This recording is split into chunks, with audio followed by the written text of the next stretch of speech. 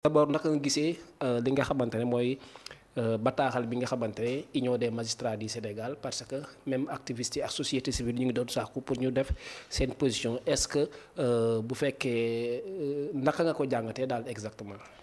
alors nu ma ko jàngatee. c'est simple li nga xamante ni si moo nekk di xew ci dëkk bi Cheikh.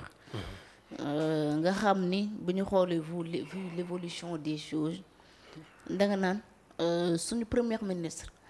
le patron de l'administration sénégalaise heure bu génnee yàq musiba ñi nga xamante ni moo nekk les magistrats que soit mu nekk opposition mu nekk pouvoir doon la ko defee mosut a changer li nga xamante ni si moo nekk posture ci administration toog na fi wax Mamour Diallo c'est un lâche parce que Mamour Diallo dafa am benn dossier bu mu yoroon Serigne Bassirou Gueye am lu mu ko fi waxul l'ancien procureur Abdou Karim Sall amul lu mu ko fi waxul ñoom ñëpp nekkoon ñoo nga xamante ni c'est ay procureur wala bokk des hommes de droit nekk ci dëkk bi suñ premier ministre yàq na leen lu mel ni musiba ñu ci ëpp ci ñoom alors attaques yooyu nag man dama gëm ni trop c'est trop et il faut l'arrêter li ma gëm laa lay wax ndax Cheikh mënuñoo nekk dëkk boo nga xamante ni si yow mën nga ni yaay wax yaay tuumalaate yaa wax yaa am say rapport yaa yor li yaa yor ay PV buñ la wooyee justice nga lànk ni boo neexee da wuy ji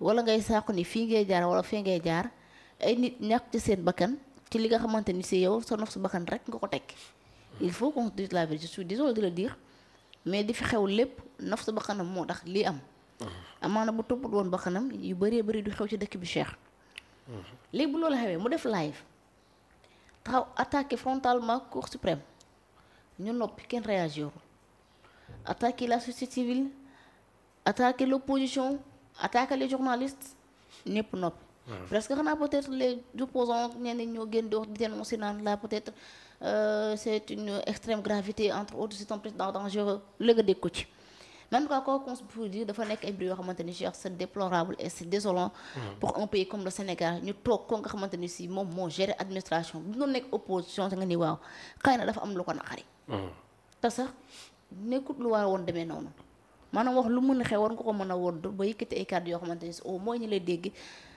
nañ ci mën a jàngate dara waaye yow nga nekk opposition di attaquer nekk pouvoir di attaquer nekk opposition di mer nekk pouvoir di mer léegi Cheikh bala may ñëw ci loolu lépp luy xew léegi moom daal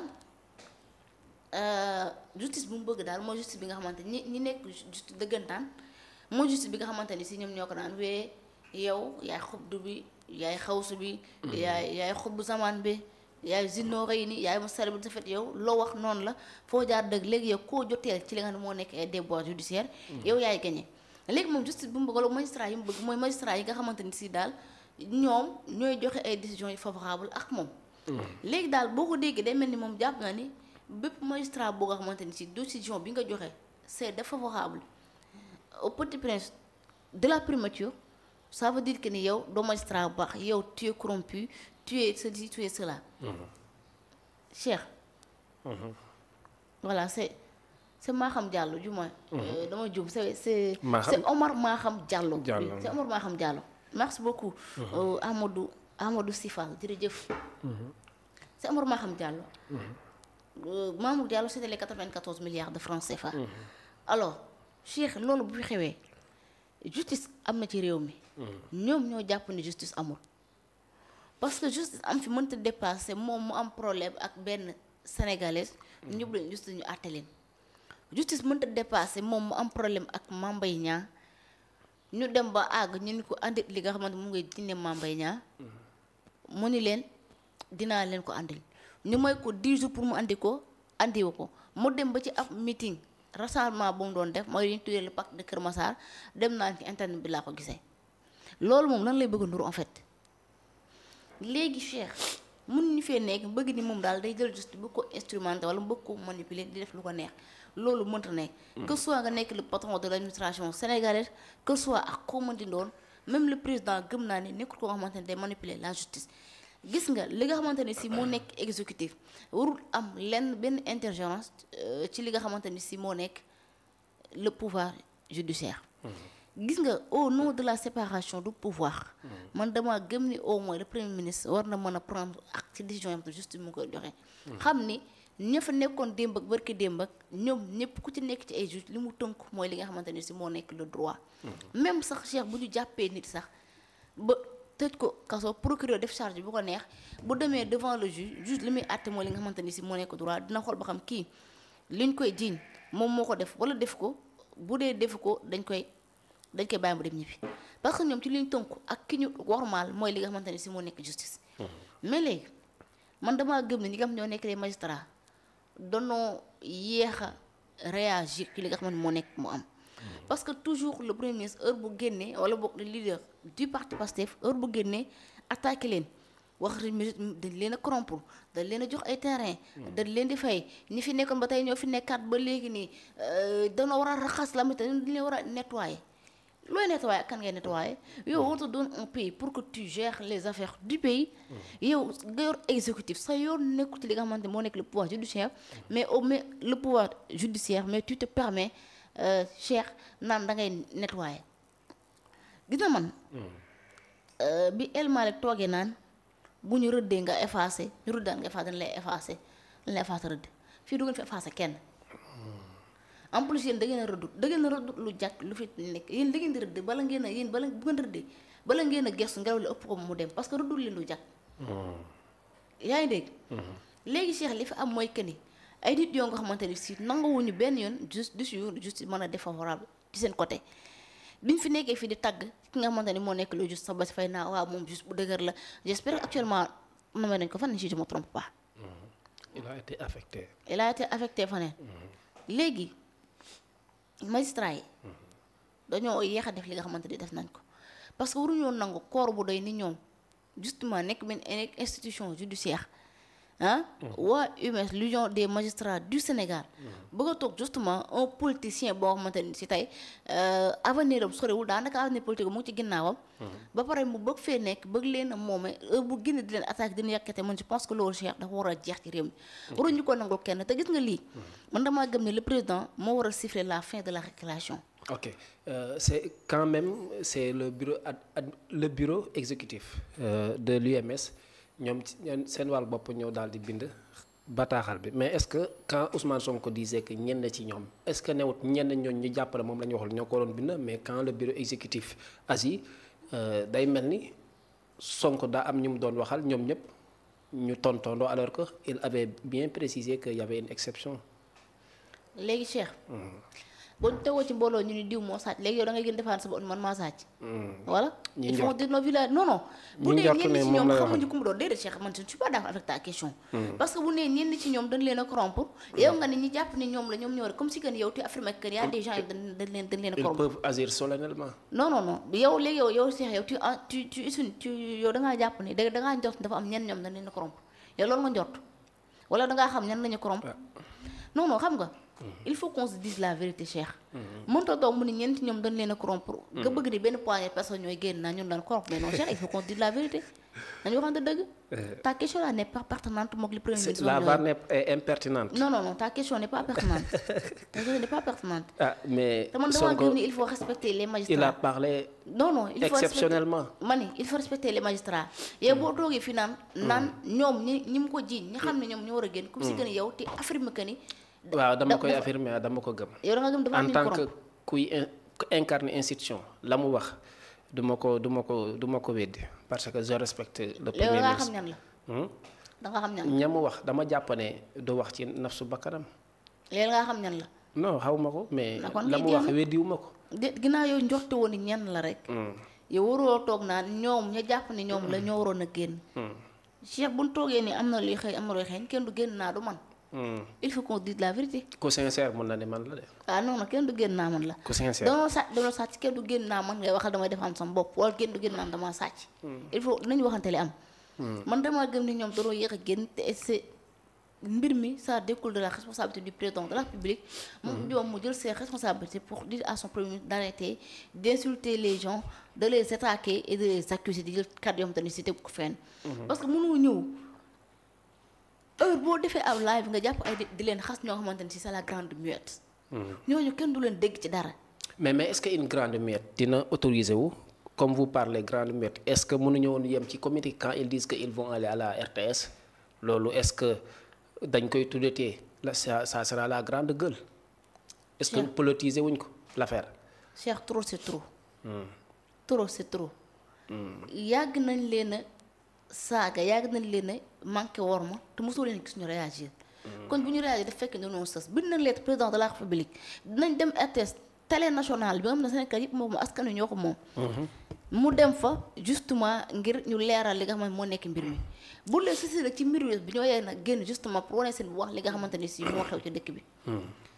Cheikh su ma doon mooma. damay moytu ñu wàllum justice. parce que ay dossiers yëpp ñoom ñoo ko yor. ok su ma doon mooma. dama leen du ma attaqué kenn mais nag comme rabaadara bi day def effet nee na la 2029 doo bokk cette justice de la condamné loolu moo tax nga bëgg a tax bu acharné ci moom. une manière justement de mettre la pression au président de la République pour que moom mu changé magistrat yi nga indi fa ñoo nga xamante ni ñoom dañ lay favorable je pense pas que ni loolu dina mën a nekk te gëw ma ne ak koo fu mënti teg. dina la doxal li nga xamante ni si moom nga bëgg parce que ku ci nekk ci li nga soumettre moo nekk le loi et les règlements lii bu ko doyul Cheikh di jàngat bu ne ci ay bëtam terre à terre. bi mu jëlee Jean Baptiste ak Ousmane Diagne jëlee leen fi indi Yacine Fall ak ki nga xamante ni moo nekk Maître Bamba Cissé. tey lii dañu ëpp ay libération foofu kuñ jàpp tey suba dañ lay bàyyi nga dem ñibbi moo tax keroog moo tax jour boobu may la. mënuñu fee def. lu gën a yées wala foo ko li nga xamante ni Ousmane Diagne def na ko mën da nekk. parce que même bu la procureur chargé ça du tey bis bu demee ba devant le juge d'instruction dafa lay bàyyi nga dem ñibbi léegi li am des mooy que ni moom mu gëm yàlla tënku ci li nga xamante ni si moom moo nekk des décisions justice yi nga xamante ni si ñoom ñoo ko condamné parce que quoi qu'on puisse dire kenn saxagul lu ko lem bu dee buy wax moom mooy toog di wax ay waxam di tuumal ay gor. di yàq ay dëri jàmbur. di vilipender ay nit donc nag il n'a qu'à justement assumer ses responsabilités li nga xamante ni si moo nekk c'est dire Cheikh ndax mënoo nekk un opposant di accuser les gens nga nekk au pouvoir de gérer l'administration nga xamante ni si ñoom ñëpp yàlla di def nga toog di leen accuser parce que pour la simple raison que doonoo joxe décision boo xamante ni si c'est pas favorable à toi. man damaa gëm ni loolu. démocrate du ko def damaa gëm ni loolu responsable du ko def damaa gëm ni loolu ku gëm juste du ko def damaa gëm ni loolu un homme d'état du ko def. ok de l'opposition comme par au pouvoir gis nañ yàgg nañ di tuumaal ay magistrats ñoo def lii c'est des corrompus et consorts mais gisaguñ ci mu tëdd ci kaso wala ñu jël ay citations jóge ci moom mu am ay pénalités yoo xamante ne da ko par dédommagement ak lu mu munti doon est-ce que newul ne moom xam na li muy wax bu baax peut-être. mën na am njort yoo xamante ne la population lambda duñ ci am gis-gis yi comme moom. amul benn njort. en plus gisul dara schéma réer nañ ko bu yàgg. xamul lu xew si réew mi fi ñu toll nii day wax nii rek day làmbatu di wax rek wax ji lenn kase la li war a coow li attaque bi du lenn kase la lu dul. rabat dara beeg ñàkk xañ gi ko xañ mandat bi ak liñ ko ni justement 2029 selon la loi doo bokk.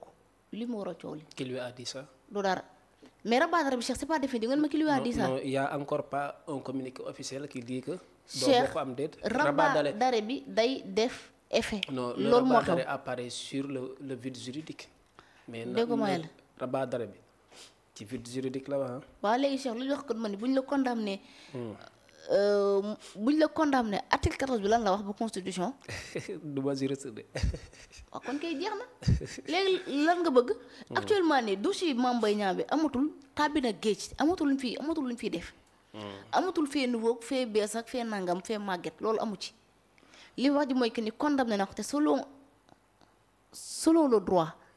moom du bokk en 2029 xaw ma nag yenn schéma lay teg par force bu base bi jàll et problème mooy on devait justement poser la question pourquoi waa ji bëgg a nekk président coûte que coûte est-ce que waaw est-ce que dafa am lu fi xew lu muy nëbb Sénégal pour bu toogee bu duggee prime bu duggee présidence da koy mën a acté brouiller les schémas am lu mu def c'est la grande question je pose des questions lan moo tax justement muy yàqamte ni coûte que coûte dafa war a nekk président lan moo waral la moo laax ci ginnaaw ces zakara ñeel li nga xamante moo nekk la magistrature. il a dit que je suis pas né pour être président. waaye doomu bàyyi nguur rek la bëgg. nga naa ma je suis né pour être président.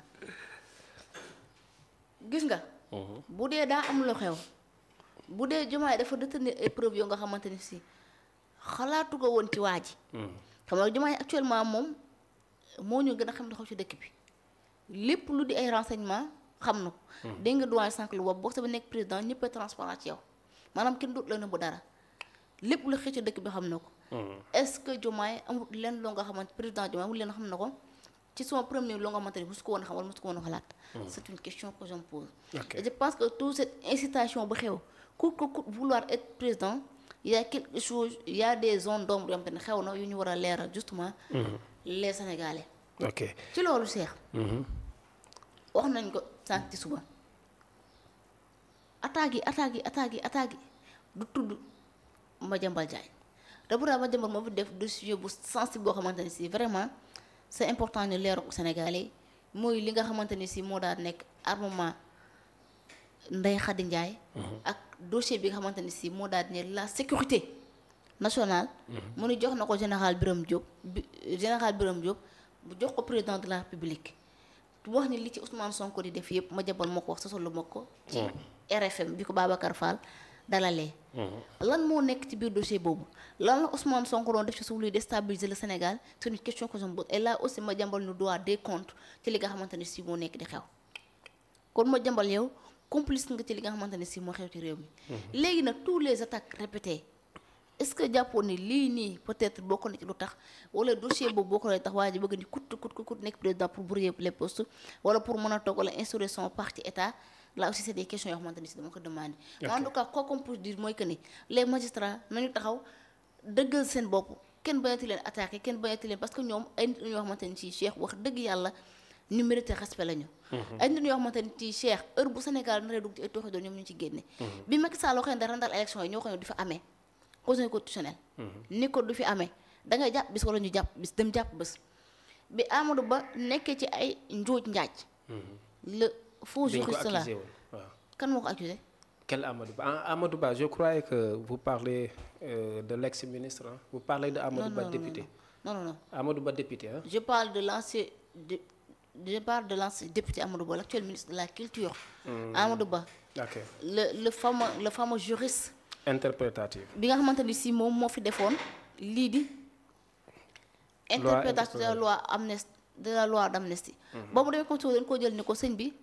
delloo sa lii méngool ak constitution Sénégal règlement intérieur assemblée nationale bi ñu ko fi àndee Amadou Ba dëgër ba dugal ci ay biir génn dem conseil daf ko rejeté ni ko delloo lii méngool ak li nga moo nekk suñu constitution suñu saat nday réew mi ba mu génn di ko jël stata ak tafsir yaakaar naa la wax nañ ko fi tout le temps gis nga ñoom li nga xamante ni si génn nañ ko ci Cheikh ba tey ñoom conseil cour suprême ñoo daan Barthélémy Dias condamné ko justice boobu Cheikh ba tey moo daan Barth ni ko doo nekk maire bu Dakar. doo nekk député kon je pense que justice bi nga xam justice boobu. moo jàpp Farba Ngom ni ko ñu ci kaso wi justice boobu moo jàpp Mansour Faye libéré ko. Aliou Sall. justice boobu moo jàpp Aliou Sall libéré ko. justice boobu moo jàpp Lat Diop libéré ko c'est la même justice Cheikh moo jàpp ñoom Abdou Nguer ñoom Badara libéré ñi bañ ci kaso bi.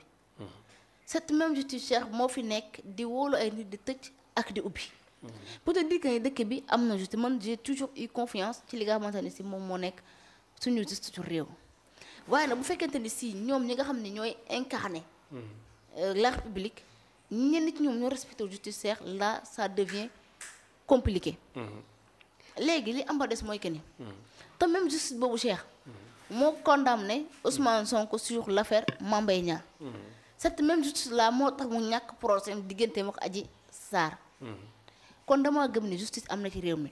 mënoo fee nekk nag ni yow da ngay wut sa magistrat yi bopp yow nga xamante ni si ñoom li nga bëgg ñoom ñoo la koy defal même boo wutee sax sa doom sa jarbaat. wala ko bokkal ndey ak baay. def ko président de la cour suprême wala président bu conseil constitutionnel. du teye moom ci li nga xamante moo nekk justice ci lay tënku. kon dama gëm ni justement le premier ministre doit respecter la justice et le président dama gëm ni lii Cheikh.